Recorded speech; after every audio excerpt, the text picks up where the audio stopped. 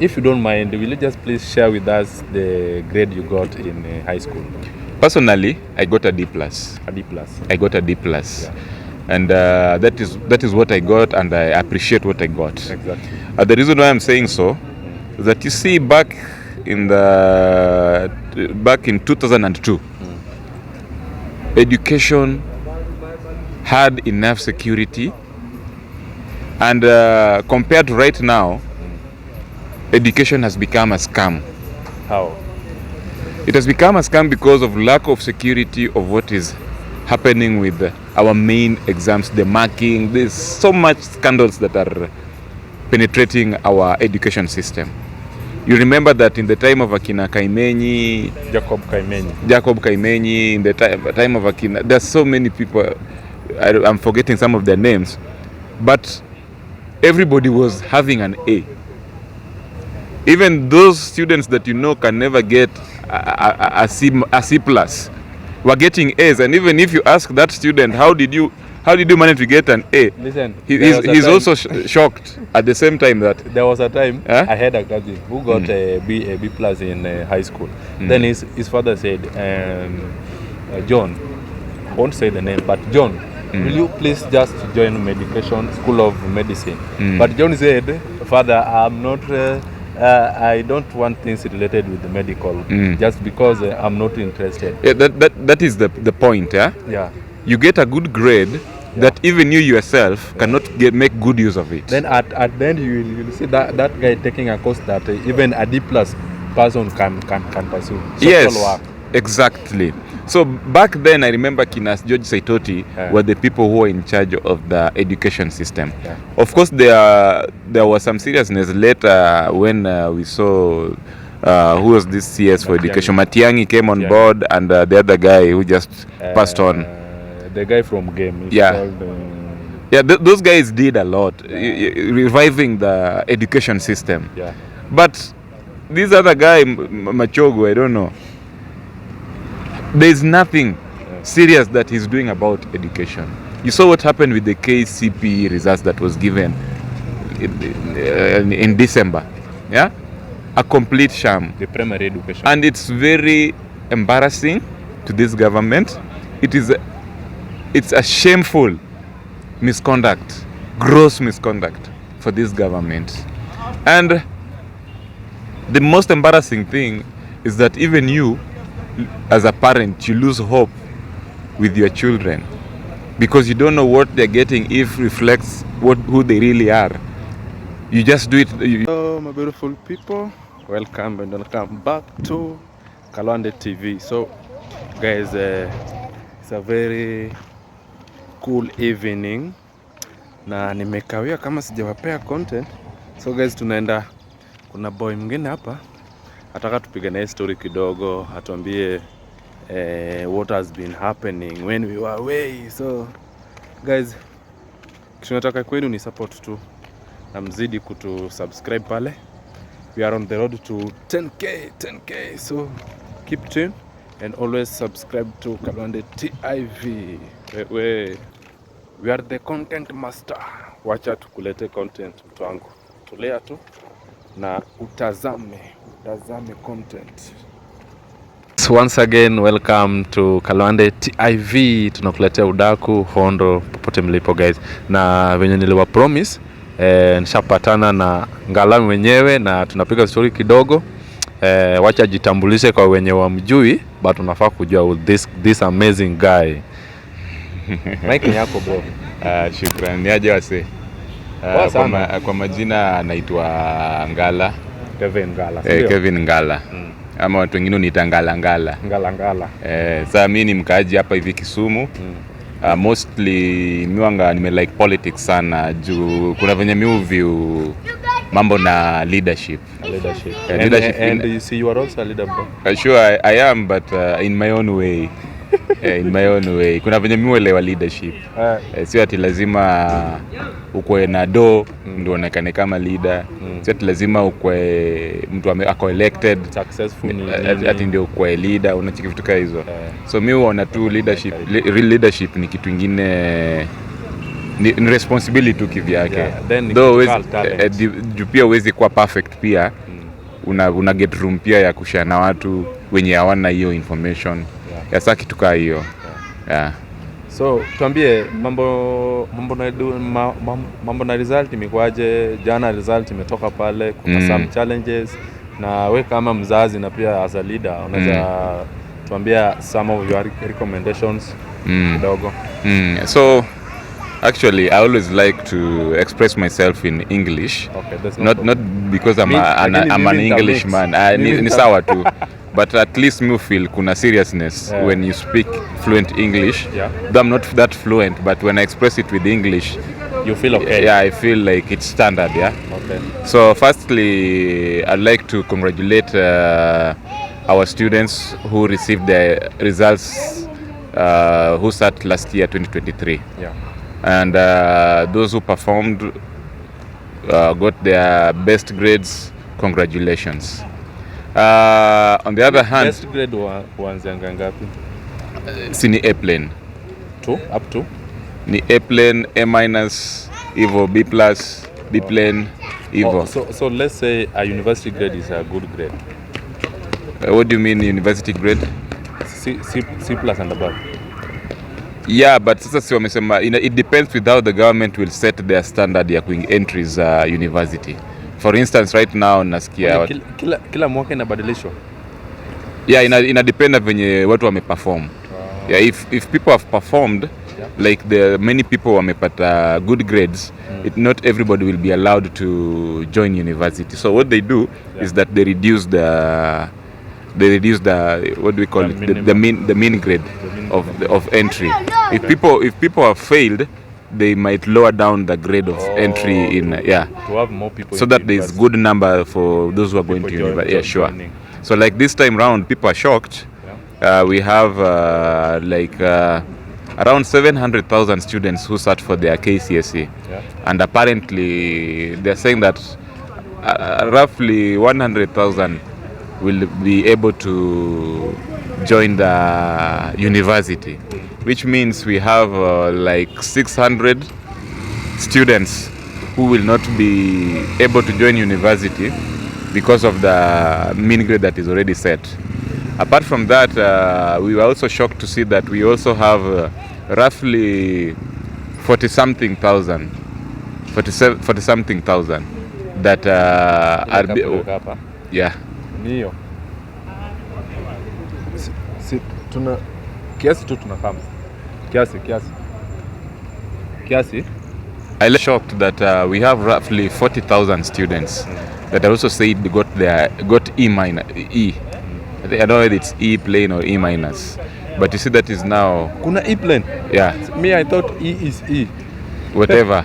Elephant is elephant. Whatever. So we also shocked that we have a very big number that got E, and we don't know whether it's the students that were not keen with the education, or the teachers did not give them enough for enough preparation for 4 years.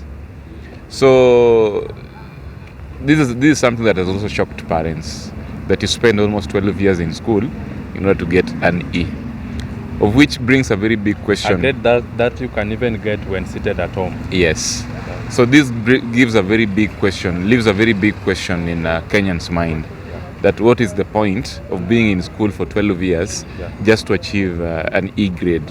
First of all, about that, we advise our stakeholders that grade E should be removed. It is not helping anybody. Grade E should be removed. The least grade should be at least D minus. It should be even D plus. D plus. Yeah, the reason why I'm saying it should be D plus is that it appears like D plus and above have an opportunity of having an entry in the tertiary colleges and any other learning institution. So apparently, everybody should be getting an opportunity of joining a learning institution irrespective of what grade he or she has gotten. So that is why I'm advising to the education stakeholders that grade E should be removed from the system. It should end with D plus, of which if you have that D plus, it does not mean that you are withdrawn. You are subjected to isolation. You get the point. So everybody should. The philosophy behind it is that education should be for everybody. Nobody should be subjected to being out of the box. Na maybe kidogo umesangala. Yes. Ningependa kukuuliza kidogo. Umetetea sana wale ambao grade yao imekuja vibaya, maybe mtu tuseme kufeli iko, si ndio? Na kupita pia iko. If you don't mind, will you just please share with us the grade you got in high school? Personally, I got a D+. A D+. I got a D+. Yeah. And that is what I got, and I appreciate what I got. Exactly. The reason why I'm saying so is that you see back in 2002, education had enough security, and compared to right now, education has become a scam. How?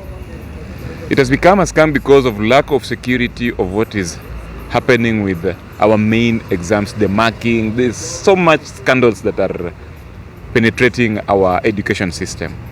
You remember that in the time of Akina Kaimenyi, Jacob Kaimenyi, in the time of Akina, there's so many people, I'm forgetting some of their names, but everybody was having an A. Even those students that you know can never get a C+, were getting A's. And even if you ask that student, how did you manage to get an A? Listen, he's also shocked at the same time that there was a time I had a cousin who got a B+ in high school. Then his father said, John, I won't say the name, but John, will you please just join School of Medicine? But John said, Father, I'm not. I don't want things related with the medical, just because I'm not interested. Yeah, that is the point. Yeah. You get a good grade that even you yourself cannot make good use of it. Then at the end you will see that guy taking a course that even a D+ person can pursue. Yes, work. Exactly. So back then I remember Kinas George Saitoti were the people who were in charge of the education system. Yeah. Of course there was some seriousness later when we saw who was this CS for education. Matiangi came on board, and the other guy who just passed on. The guy from Game. Those guys did a lot, reviving the education system. Yeah. But this other guy, Machogu, I don't know. There's nothing serious that he's doing about education. You saw what happened with the KCPE results that was given in December. Yeah? A complete sham. The primary education. And it's very embarrassing to this government. It's a shameful misconduct, gross misconduct for this government. And the most embarrassing thing is that even you, as a parent, you lose hope with your children because you don't know what they're getting if reflects who they really are. You just do it. You just take education like a formality. You get the point. So that is where education has reached us today, of which I'm really thinking about it deeply and even planning to have a petition on this case. Yeah. You know, we have high index of suspicion over our main exams nowadays. And even our learning institutions have become business entities. And you know, we were growing up being told that education is the key and knowledge is power. And knowledge is power. You get the point? Yeah. All these are things that we would wish to come back into our education system. Sure. And this can only happen if we sit down with the stakeholders and us as parents to strike our way forward on what is happening. So I wonder why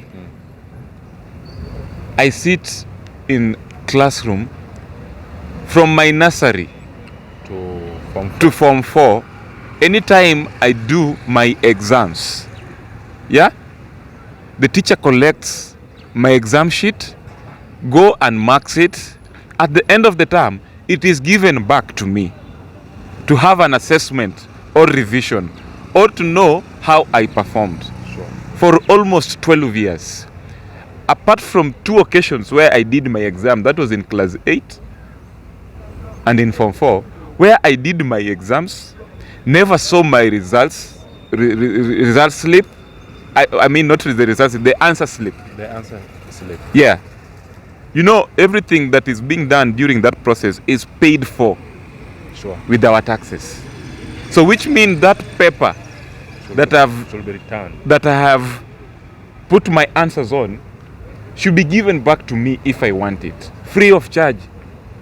You get it? Yeah. And that again will make the issue of corruption to climb down.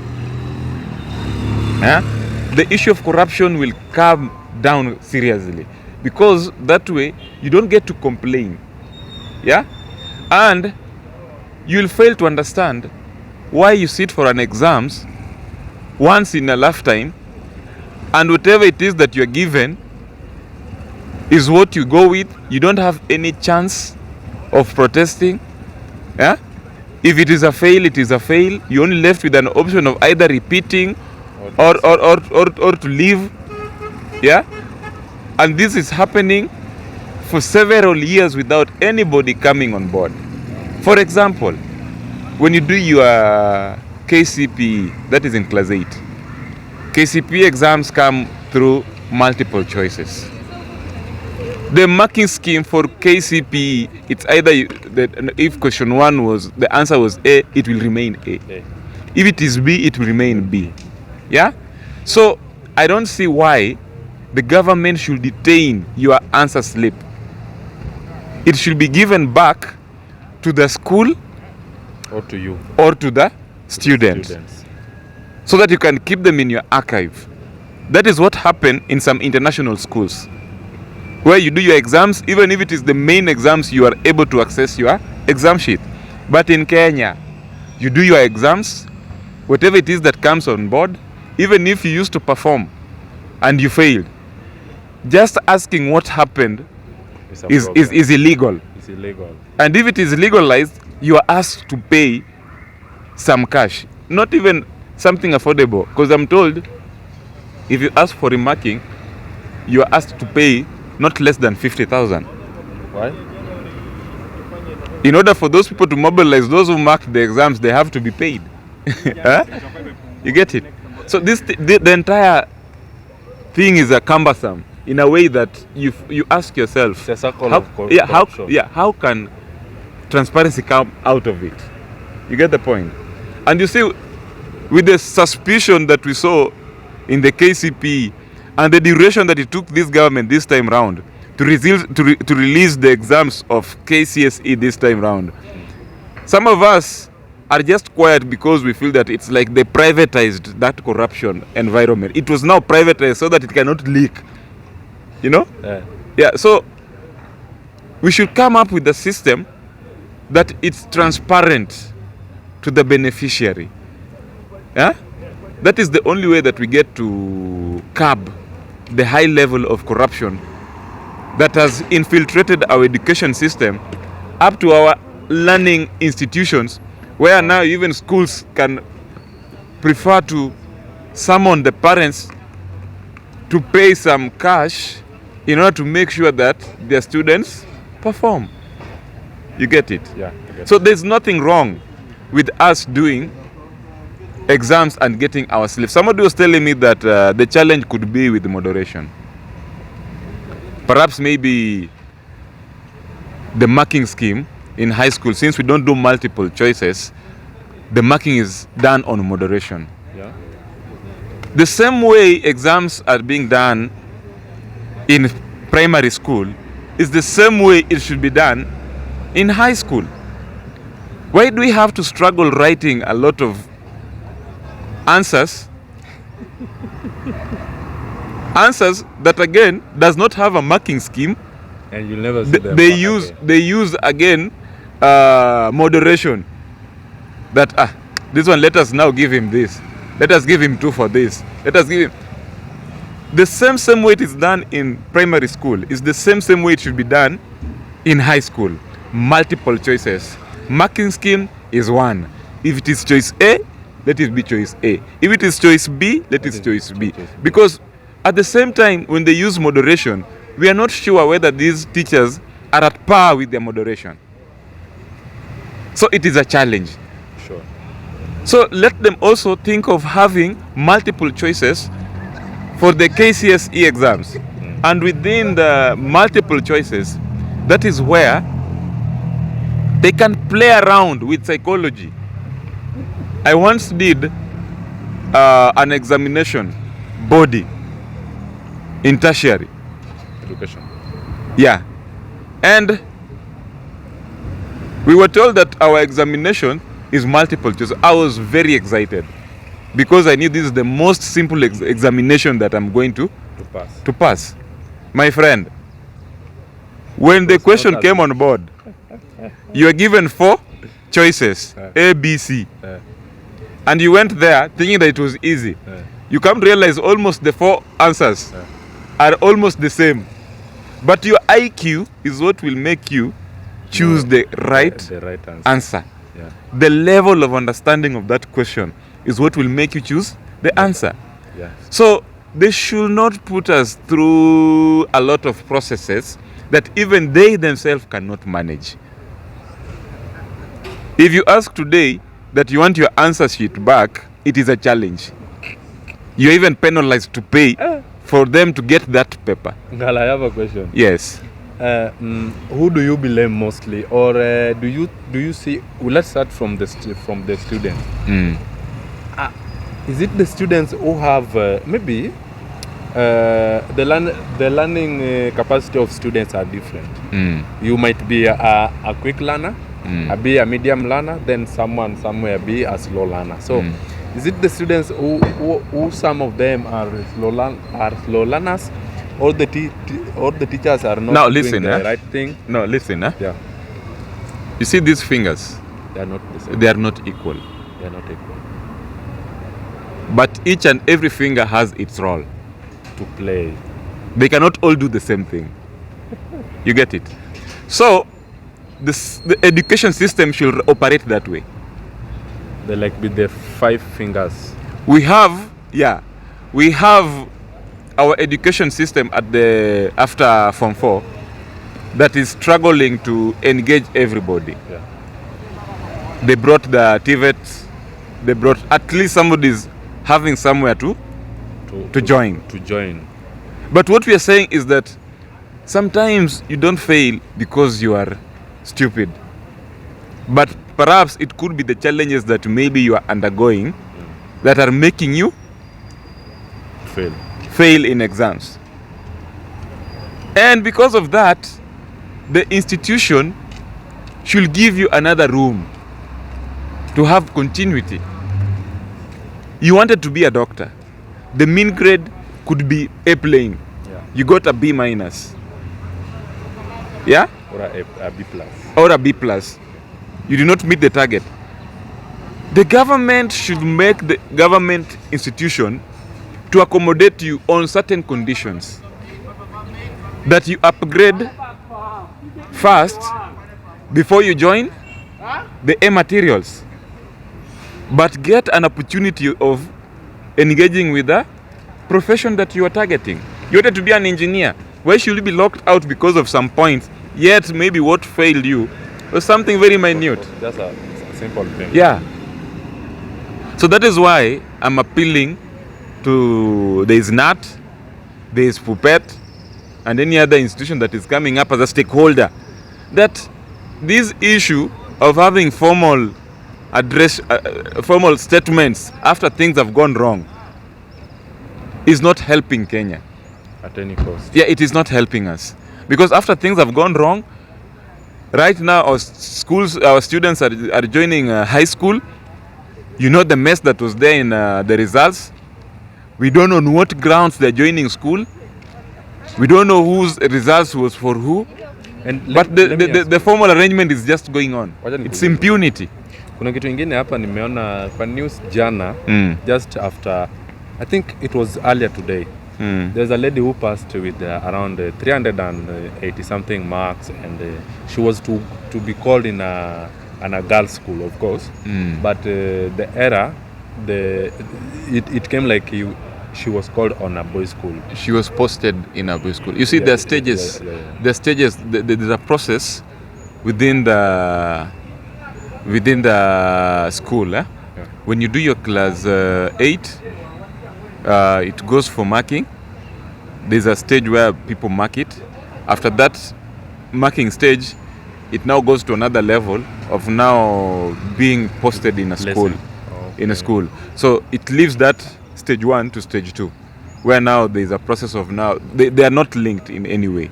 Okay. But now what we were saying is this. For example, like you could find that when results come back, everybody is having the same grade, the same results. Like there's a student who got 75 in maths, 75 in English, 75 in Kiswahili, 75 in Insha. No, that kind of thing. Yani it's the same. Everything with the same. with the same points. Yeah. So those are some of the errors that we are questioning this government. That how can something like that happen and you assume it is normal and proceed to the next step without solving the other one. These students, in fact, at some point, even there's a boy was asking me that how sure are we that even that student who was announced as number 1 in the whole country got what he got. But this boy was celebrating, but he doesn't know that there's a boy somewhere else asking that the integrity of his celebration. You get the point? So these are some of the things that we're saying. You know, when you talk about corruption, even the system can be corrupt. Corruption is not about money only, but even the way you organize yourself, something could be corrupt that creates malfunctioning. Yeah. So this is now on the procedure. If these people can sit down and find a way of simplifying or making this thing transparently accessible, and a way of making it that Kenyans can appreciate what the government is doing, it will be much better. So let them think about it. Number 1, we want our main exams to be multiple choices. That is KCSE. Since class 8, it's multiple choices. Number 2, we get all our examination answer slip from nursery to Form 4. We equally want our answer slip for class 8 and answer slip for Form 4. We should be able to get them. Whether they create a portal where they take pictures of your results, there's no problem. If they can agree that after marking, teachers or head teachers are called to verify, we don't have a problem. But those papers belongs to us. That is the only way that we can curb the corruption that is ongoing in this country when it comes to education. Sure. That will help, and even in the future. And it will even block those corrupt people who broke on behalf of other schools. But to me, what I can also say is that, maybe let's talk of the government. Maybe these things are happening underwater. Na maybe serikali hajui kitu inaendelea. At sometimes we might tunaweza tukasema serikali ndio hiyo nafanya hivi na hivi. Na maybe hii kitu inafanyika hapa chini na ifiki huko juu. So sasa hiyo ndio sababu tuko na sheria. That is why we have a constitution. And all these institutions operate according to the constitution. If you break the law, you should be answerable. If what we are doing is not captured in the constitution, there should be room for amendment so that it's captured within constitution. You get the point? So the government cannot purport that they are not aware of anything that is happening that is corrupt. They cannot succeed with that. That is why you are the president. That is why you have your CS for education. That is why you have an entire system. Yeah, an entire system that has everybody up to the PS up to the officials. We have the MOEs, Ministry of Education. We have the District Education Officer, the DEOs. That is their job constitutionally. Okay. It's not out of goodwill. Okay. Just on a light note, kidogo tu. If you were the Ministry of Education now, what's the change you would have made right away to make it be seen equally and transparently as per your wish? Like I started, I grew up knowing that education is key to success. And again, it is said that education is power. Knowledge is power.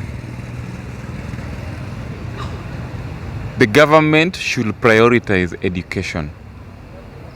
It should not be something that the government have a crash program. Right now we have CBC. There's issues everywhere with the junior JSS and whatever. It should junior secondary. There should be a proper strategic plan for education. A proper one, not a crash program. We have people who are protesting against the CBC. We have people who are protesting about the implementation of CBC itself. Why? Because of some personal interests that does not capture the interest of the common man. Yeah. So number one, they should prioritize the Ministry of Education, because that is what all Kenyans need. Basic need education. Number two, education should be for everybody. It should not be for the have only. Those who have get better. Those who don't have have nothing. Totally. Look at our infrastructure. It's very embarrassing that if you go to the rural areas, we still have classrooms that are built of mud. Leave alone mud. Build using how do we call them? Zinajengwa kutumia miti tu reeds. Yeah? We have schools that does not even have electricity. There's no preps at all. We have schools that do not have even water, which is life. When they need water, they leave school to go and trek almost 5 to 10 kilometers to fetch water. To go and fetch water. How can kids concentrate in class? Water is rationed. So if you look at infrastructure in our education system, we are still behind. Yeah?